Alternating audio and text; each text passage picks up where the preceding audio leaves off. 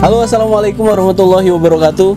Teman-teman semua, alhamdulillahirrabbilalamin. Sore ini kita ketemu lagi di kandang budi luhur. Nah, teman-teman, pada kesempatan sore hari ini saya sudah bersama Mas Bukhori. Nah, Mas Bukhori ini adalah peserta training. Jadi budi luhur belum membuka magang ya. Jadi karena keadaan juga tempat kita masih sederhana, tapi teman-teman yang mau training dan dia dalam jangka waktu tertentu sampai mahir beternak itu boleh, nanti silakan hubungi saya di 0813 26311441. Di situ juga nanti kita bisa bicarakan tentang segala sesuatu yang berkaitan dengan training itu sendiri, dan tentunya tidak banyak peserta, paling 2 bulan satu peserta ya. Nah, jadi teman-teman semua, pada kesempatan sore hari ini lagi saya sudah ditemenin sama Mas Bukhori. Nah, kita sedikit mewawancarai Mas Bukhori ya. Perkenalan dulu Mas. Siap. Kalau saya udah kenalan sama teman-teman, jadi ngadepnya ke kamera. Ya, assalamualaikum warahmatullahi wabarakatuh. Assalamualaikum warahmatullahi wabarakatuh. Agak santai Mas, jangan serius lah. Kandang budi luhur ini diaduk sambil santai. Siap. Assalamualaikum. Nama saya Muhammad Bukhori, asal dari Pontianak. Datang ke sini ke kandang budi luhur udah kurang lebih sekarang udah 3 minggu. 3 minggu. Sebelumnya sebenarnya kalau udah total di Jogja sendiri udah 2 bulan lebih. Oke, jadi budi menghubungi budi luhur, kemudian budi luhur tempatkan di beberapa tempat. Iya. Kemudian di budi luhur sendiri di akhir ya. Baru nanti semuanya dirangkum. Oke. Mas Bukhori masih di tahapan perkenalan. Usia sekarang berapa Mas? Usia 24. Wah, ini di depan kamera bilangnya 24. Beneran dong? Oh, beneran ya. Tak kira 30 teman-teman. Karena dari wajah ternyata masih muda saya ya. 24, 28 ternyata masih muda saya. Nah, Mas Bukhori kok bisa datang di kandang budi luhur, kok bisa tahu sama saya ya? Sebelumnya kita tidak tahu. Jangan bilang al arwahu junudum mujannada, jangan ya. Jadi, tapi memang benar sih. Jadi kalau sama-sama punya motivasi yang sama di bidang peternakan ini ketemu teman-teman. Iya benar. Kok bener? Saya tanya sekarang. Iya, kok bener. bisa? Bener bisa ketemu. Oh iya. Gimana ceritanya bisa akhirnya bisa menghubungi kandang budi luhur, kemudian bisa ke Jogja? Kalau pertama kali sih yang saya ingat, pertama kali lihat Mas Syafi'i sendiri dari YouTube-nya The Entras. Masya Allah. Jangan lupa subscribe channel The Entras dan kandang budi luhur ya. The Entras kebetulan Mas Syafi'i masih di Sinatria dulu ya. Setelah itu saya hubungi, sempatlah kontak-kontakan di WA. Artinya terus sebelum itu juga Mas Syafi'i sempat buka kelas online ya Mas. Kelas online di Zoom, itu selama 1 bulan. 1 bulan. Pertemuan seminggu sekali. Seminggu 2 kali ya. Seminggu 2 kali. Nah, seminggu 2 kali, jadi total 8 kali pertemuan. Karena itulah akhirnya dari kelas online itu saya makin termotivasi. Setelah 8 kali pertemuan dengan materi yang banyak, saya makin termotivasi. Akhirnya memberanikan diri nanya, Mas, kalau saya langsung ke Jogja gimana Mas? Boleh nggak? Oh monggo, kata Mas. Tapi posisi saya pada saat itu sudah mengelola budi luhur ya, komunikasi terakhir ya. Iya, udah. Kayaknya pas di Zoom juga udah di budi luhur. Ya udah. Akhirnya di tengah perjalanan udah. Siap. Akhirnya saya seiring waktu saya ngumpulkan dana. Ketika udah dana, saya langsung hubungi Mas Syafi'i lagi dan bilang, Mas, saya udah ada dana, siap 2 bulan di Jogja, siap katanya. Saya pertama pas berangkat belum dikasih tahu. Pas saya udah nyampe Jogja baru ditantang. Siap 2 bulan. 2 bulan nih. Sekarang lebih dari 2 bulan ya udah. Kayaknya 2 bulan setengah ya. Iya, jadi kita tidak bisa memungkiri dan menafikan bahwa ketika orang sudah di Jogja ya, daerah istimewa khusus daerah istimewa Yogyakarta ini langsung jatuh cinta teman-teman. Termasuk Mas Bukhori ini dari mana Mas tadi Mas? Asli Pontianak. Pontianak ya. Alhamdulillah juga Kalimantan Barat. Mas Bukhori sampai hari ini juga betah di Jogja, dan insya Allah kita akan sedikit ya mengulas tentang perjalanan Mas Bukhori selama di Jogja tuh Mas. Intinya gini Mas, 2 bulan sudah belajar ya di Jogja, termasuk di kandang budi luhur. Kira-kira Mas merasakan seperti apa Mas? Apakah semua informasi atau semua dasar peternakan itu sebagai bekal Mas untuk membuat peternakan di Pontianak ya sudah Mas bisa dapatkan? Alhamdulillah sih, insya Allah sudah lah. Saya udah mengalami di 4 kandang ya.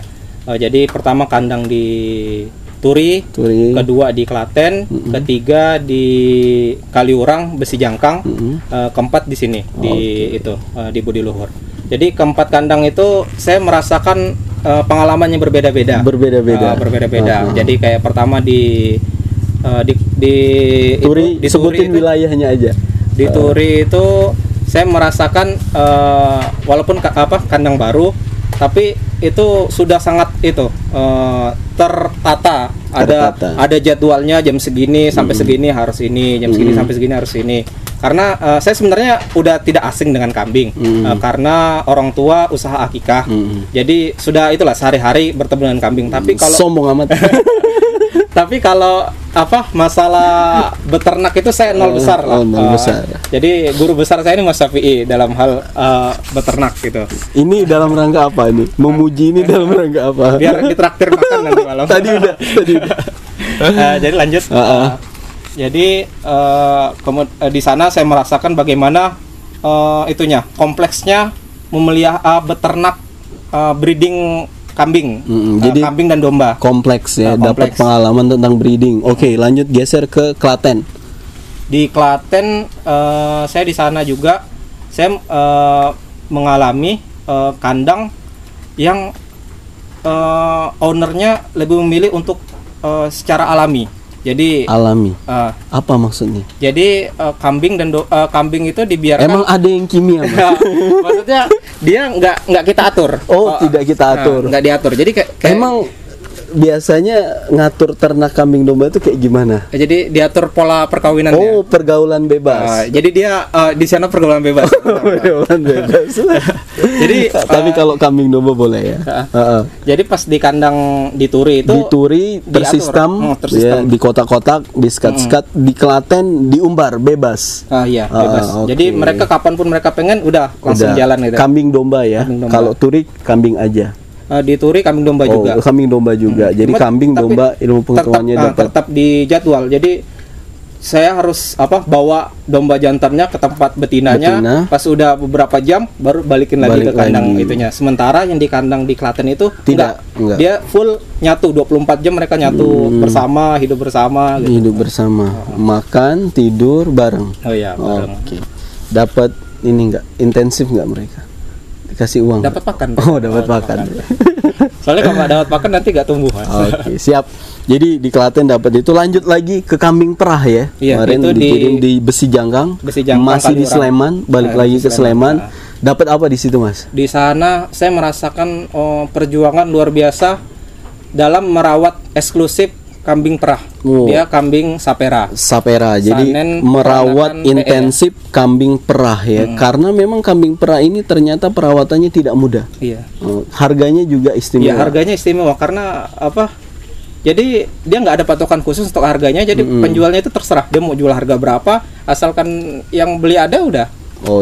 Tapi tetap harus penting memperhatikan harga di sekitar biar tidak ditinggal. Oke. Lanjut Mas, jadi di Besi Jangkang dapat pengetahuan tentang perah gitu ya. Di sana itu karena eksklusifnya kambingnya itu minum nggak air biasa. Nggak air biasa. Dia air hangat. Air hangat. Jadi direbus pakai kuali besar. Kasih teh nggak? Dicampur garam. Bukan kopi sama teh. Kopi sama teh yang itu yang ngasih makan. Ngasih makan. Jadi tiap pagi nyeduh kopi sama teh gitu. Oke. Teman-teman, sorry ya agak dibecandain karena Mas Bukhori ini terlalu tegang teman-teman, nggak asik ya. Jadi kita coba buat ajak bercanda supaya dia Nah ini kan diskusi udah mulai enak tadi. Assalamualaikum, ini dari goyang-goyang tangannya ya. Oke, Mas Bukhori, jadi udah dapat pengetahuan tentang kambing etawa ya, kemudian ada domba juga, mengawin di kotak-kotak, mengawini alamiah, kemudian merawat kambing perah juga. Mas Bukhori juga di rumah kan sudah biasa dengan kambing ya, biasa kambing potong gitu. Nah lanjut Mas, akhirnya kemudian di akhir saya minta buat kembali lagi ke kandang Budi Luhur. Nah di kandang Budi Luhur ini sendiri Mas mendapatkan apa aja sih ilmu pengetahuan dari kandang ini gitu. Mungkin bisa diceritain juga ke teman-teman. Jangan lupa ngadep kamera ya saya, karena kita harus bercerita ke teman-teman. Saya datang di kandang Budi Luhur 3 minggu yang lalu. 3 minggu yang lalu. Di sini banyak banget pelajaran yang saya dapat. Di hari pertama itu saya datang sudah diajak ke itu sawah ya Mas. Sawah. Kita ngarit itu rumput odot. Oke. Rumput odot di sana, akhirnya sambil juga belajar bagaimana nanam odot di sana. Berarti udah hari pertama aja langsung ke lahan ya, lahan hijauan, langsung diajarin nanam, langsung diajarin ngarit ya, sampai akhirnya beli baju. Beli baju sendiri teman-teman karena nggak tahan ya. Masa yang ngarit gatel-gatel Mas gitu, akhirnya beli baju sendiri. Saya pertama pakai celana pendek segini kan, jadi akhirnya beli baju sendiri. Nggak safety lah jadinya. Jadi, tapi sampai hari ini belum pernah dipakai buat ngarit. Pernah Mas, dipakai, pernah. Oh pernah ya. Buat yang itu, yang diare kemarin. Oh iya pernah. Jadi saya lupa teman-teman, ternyata pernah. Tapi cuma sekali. Oke, itu hari pertama. Terus hari-hari selanjutnya gitu. Apa yang Mas Bohori dapetin di sini? Juga yang belum saya dapatkan di kandang lain itu perawatan pasca melahirkan itu ternak. Jadi selama saya 3 kandang sebelumnya saya belum pernah menemui kambing atau domba yang melahirkan. Akhirnya di kandang Budi Luhur saya akhirnya melihat sendiri. Kebetulan waktu itu kita baru datang itu ya Mas, pagi-pagi. Pagi-pagi nyampe kandang. Hitungan 5-10 menit lah langsung lahiran. Dombanya langsung lahiran. Jadi, dan istimewanya 3 ekor. 3 ekor dan Mas Bohori tidak bergeming, langsung naik kandang dan semua hal diliput sama Mas Bohori. Oke, Mas Bohori di kandang ini juga Mas Bohori melihat kan ini ada tumpukan pakan gitu. Apa yang Mas Bohori dapatkan dari tumpukan pakan ini? Kemudian ya di sini juga kan sirkulasi orang juga keluar masuk. Nah, Mas Bohori juga bisa ceritain sih ke teman-teman apa yang Mas Bohori dapatkan dari keluar masuknya orang di kandang Budi Luhur. Mas Bohori ngelihat apa aja gitu di kandang Budi Luhur, mungkin bisa diceritakan. Dan ini juga merupakan ilmu pengetahuan buat teman-teman semua. Yang menarik dari kandang Budi Luhur juga ini Mas Syafi'i juga istilahnya menimbun pakan ya. Tapi nggak ilegal ya teman-teman.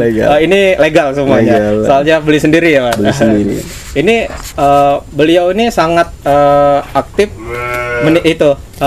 untuk stok pakan, dan tidak hanya pakan untuk sendiri yang bahkan bisa sampai setahun ya Mas. Bisa 2 tahun. Bisa 2 tahun. Kalau nggak dimakan. Dan juga sekaligus jualan. Jadi walaupun pendapatan harian, karena di kandang ini kan breeding. Itu pendapatan harian kan lama. Jadi berapa lama breeding dapat penghasilan? Nunggu Idul Adha kan? Idul Adha itu anak jantan. Jantan. Tapi hasil tadi saya udah pernah jelasin kan, hasil dari breeding itu bisa kita rasain berapa lama sih? Dari 6 bulan sudah bisa kapan? 6 bulan hasil anakan. Hasil intensif ini sekalian pretest ya, post test ya. Berapa lama kita bisa menghasilkan? Dari kalau penggemukan kan 2-3 bulan kita dapat hasil. Kalau breeding ini baru kerasa hasilnya setelah berapa lama? 2 tahunan. 2 tahun ya. 3-5 tahun. 3-5 tahun ya. Oke. Berarti belum selesai masalah breeding, Mas Bohori harus lebih lama di sini tuh. Ya insyaallah masih lanjut kok. Masih lanjut. Masih semangat. Coba kebetulan ini langsung diwawancara mendadak ya. Jadi kita mau kasih tahu ke teman-teman juga, karena memang Mas bisa magang belum bisa ya, karena memang masih sederhana. Ini juga di belakang kamera yaitu ada Mas ya, ada Mas Michael ya, kesini gitu ya. Bisa ngelihat sendiri kandangnya masih sederhana, jadi kita belum bisa fasilitasi itu. Nah ini dalam rangka menjelaskan juga ke teman-teman. Oke Mas, ya yang jelas kan cash flow berjalan. Tadi breeding buat tabungan ya di sini. Mas Bohori juga dapat informasi tentang itu. Selain itu deh Mas, apa aja ceritain Mas, luapkan apa yang Mas rasain di kandang Budi Luhur ini. Juga saya melihat sangat efektif sih kan pakan kering ini ya Mas. Jadi penyakit tuh itulah bisa diminimalisir sekali. Penyakit-penyakit yang kayak kembung, diare itu bisa lebih aman. Apalagi sekarang saya ini kan datang di kandang Budi Luhur nih di bulan Desember Januari. Itu di saat musim penghujan. Sementara kalau musim hujan tuh ada kembung lah ya Mas. Karena kan lembab ya. Ceritain ke teman-teman ceritain lembab, saya. terus juga bisa cacingan ya.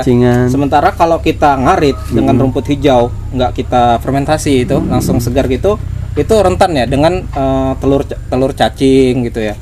Sementara kalau pakan kering tuh kita bisa mantau langsung kelihatan kan, karena kering dia juga nggak lembab gitu. bisa terkontrol lah. Dan selama saya di sini, alhamdulillah, selama dipakai full pakan kering itu nggak ada yang bermasalah. Oke, jadi teman-teman, Mas Bohori ternyata melihat penggunaan pakan kering di kandang budi luhur ini sangat efektif ya. Kalau memang hijauan ini di musim-musim Desember sampai Februari, kita kadang tidak bisa kontrol karena kadar air dari hijauan itu berubah-ubah karena dia kadang nggak hujan, kadang hujan. Jadi biasanya ada ternak-ternak yang dia mudah sekali terganggu pencernaannya, stres ya. Tadi dia bisa diare, dia bisa kembung gitu. Tadi belum disebutin diare. Nah, ternyata Mas Bohori melihat di Pekalongan, Pontianak ya, di Pontianak itu dengan nggak ada pakan kering ya, nggak ada pakan kering. Mas Bohori ngelihat di budi luhur menggunakan pakan kering, ternyata tidak ada kasus setelah full menggunakan pakan kering ya. Alhamdulillah. Oke Mas, apalagi Mas ceritain ke teman-teman. Juga saya itu mengalami pengalaman pertama treatment ternak di sini. Tahu tentang obat juga, tahu cara treatment. Jadi di sini kayak ada yang pink eye, ada yang ORF yang di mulutnya itu, terus jadi ada goodie. Oh ya, yang tips paling utama itu dari Mas Safi saya dapat tuh, kalau lihat ada yang sakit tuh langsung cepat, gerak cepat, jangan kita tunda-tunda gitu. Kalau ada yang sakit, karena inti dari breeding itu kita harus bisa mencegah mereka dari penyakit itu. Oke. Jadi breeding, fattening, cegah sedini mungkin ya. Sedini mungkin. Oke. Kemarin ada yang diare, segera kita tangani. Langsung. Hari ini keadaannya seperti apa Mas? Sudah mendingan dia. Udah mendingan, udah mau makan lagi. Oke, itu ya efektivitas pengobatan sedini mungkin teman-teman. Oke Mas Bohori, apalagi Mas? Kesimpulan deh. Kalau diceritakan mungkin terlalu banyak. Teman-teman juga nanti penasaran Mas Bohori ini dibayar berapa. Jadi bicaranya positif terus ya kan. Nah, jadi kesimpulan setelah belajar, kira-kira ketika Mas Bohori juga pernah saya tinggalkan selama 3 hari di sini, kemudian kasih makan ya, praktek langsung tanpa dipandu gitu. Nah, kira-kira pengalaman dari sini bisa nggak dibawa ke Pontianak gitu. Kemudian Mas Bohori berani nggak buat kandang, kemudian jalanin itu sendiri tanpa ada bimbingan ya, tapi bimbingannya dari jauh tentunya ya. Maksud saya berani nggak langsung terjun kemudian beternak setelah belajar full 2 bulan di Jogja? Insyaallah, bismillah, saya insyaallah berani langsung untuk mulai beternak sendiri. Setelah mengalami 2 bulan lebih, hampir 3 bulan lah, 2 bulan setengah kan di sini. Mengalami berbagai model peternakan, akhirnya juga sempat full saya sendiri yang menangani itu selama 3 hari ya. Pernah juga saya ajak kemana-mana ya? Iya, saya udah diajak ke 4 tempat ya. 4 tempat. Pernah saya ajak ke Belantik juga. Ya, ke Belantik 1. Peternakan besar ya, udah juga kirim kemana-mana. Alhamdulillah teman-teman, Mas Bohori bahagia di sini ya. Alhamdulillah. Saya suruh timbang berat badannya berapa ya, karena kebahagiaan itu terekspresi ya, dengan pertambahan berat badan. Ya, jadi yang di fattening bukan cuma ternak, saya juga di fattening ternyata sama Mas. Tapi dengan uang sendiri. Oke, teman-teman, kayaknya cukup ya. Ini udah cukup panjang cerita kita pada kesempatan sore hari ini. Semoga ini menjadi gambaran buat teman-teman, juga menjadi informasi tambahan tentang budi luhur. Tapi intinya kita sama-sama anak muda ya, tadi ya, kita sama-sama mempunyai motivasi yang sama. Yang jelas peternakan ini memang kita bisa dimadu ya bahasanya, mungkin kita dimotivasi oleh orang lain untuk terjun juga. Tapi harus kita pahami bahwa beternak ini juga agak susah gampang. Jadi ilmu pengetahuan itu tetap penting, belajar itu tetap penting, dibimbing itu tetap penting. Karena hari ini juga saya masih dibimbing, Mas Bohori juga masih belajar. Kita semua tetap harus belajar kapanpun, dimanapun. Oke, itu teman-teman semua. Terima kasih kesempatan pada sore hari ini. Semoga bermanfaat. Assalamualaikum warahmatullahi wabarakatuh.